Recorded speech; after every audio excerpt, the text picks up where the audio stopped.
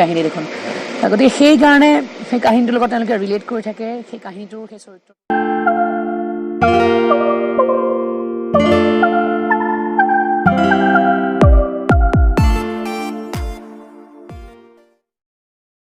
যিসমূহ অকণমান শাৰীৰিকভাৱে অক্ষম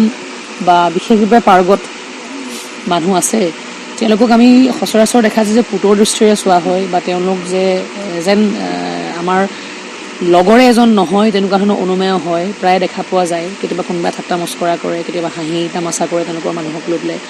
কিন্তু আমাৰ নাটকখনৰ যোগেদি আমি এটা কথা দেখুৱাব বিচাৰিছোঁ যে সেইসমূহ মানুহৰ ভিতৰত অপৰিসীম শক্তি থাকে ঈশ্বৰে এনেকুৱা কিছুমান শক্তি দি পঠিয়ায় সেই শক্তিখিনিৰে আমি বিভিন্ন যদি উদাহৰণ চাওঁ এনে কিছুমান ব্যক্তিত্ব আমি দেখা পাওঁ সেই ব্যক্তিত্বসকল সক্ষম মানুহতকৈ বহুত বেছি ওপৰত ছাকচেছফুল হৈছেগৈ কাৰণ তেওঁলোকৰ যিটো অন্তৰ যিটো সাধনা বা তেওঁলোকৰ যিটো এটা পেশ্যন থাকে সেই পেশ্যনটো ইমান বেছি পৰিমাণে থাকে ঈশ্বৰে দিয়ে আচলতে গতিকে সেই তেনেকুৱা ধৰণৰ এটা চৰিত্ৰ মৌচুমী যাদৱ তাই নিজৰ শাৰীৰিক অক্ষমতাৰ পিছতো তাই IAS 18 নম্বৰ পাছ কৰি তাই এখন জিলাৰ উপায়ুক্ত হৈ আহে গতিকে সেইটো বৰ ডাঙৰ এটা মানে প্লাছ পইণ্ট আৰু সেই বহুত ঠাইত মোক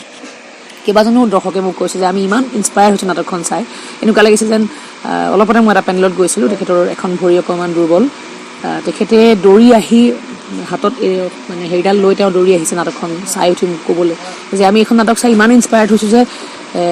সদায় আমাক পুতৰ দৃষ্টিৰে চোৱা হয় বা আমি যেন এইটো কাম কৰিব নোৱাৰিব এওঁলোকে এইটো কাম কৰিব নোৱাৰিব যে এওঁলোকে যে সমানে সক্ষম সেই বস্তুটো প্ৰতিপন্ন কৰিছে আৰু খুব ছাকচেছ ষ্টৰী এটা দেখুওৱা হৈছে তাত এনেকুৱা ধৰণৰ দেখুওৱা নাই যে ছোৱালীজনী পুতৰ পাত্ৰ তাই দুৰ্বল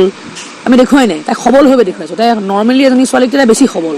সেইটো খুব প্লাছ পইণ্ট নাটকখনৰ ঘপককৈ অলপ ডাইজেষ্ট কৰিবলৈ বা হজম কৰিবলৈ অসুবিধা হয়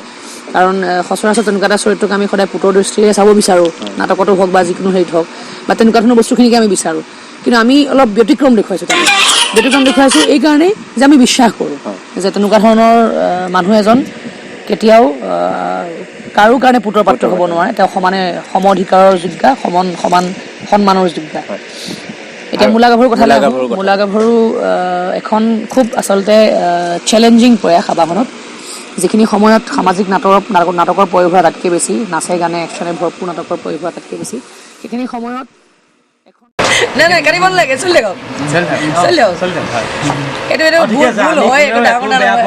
আমি এইকাৰণে বেয়া পোৱা নাই যে আমাৰ হয় টিমৰ হয় আমিতো এটা আবাহন ন গতিকে আবাহন হৈ প্ৰস্তুত কোৱাৰ পিছত আমাৰো ক'বলগীয়া আমি আবাহন থিয়েটাৰ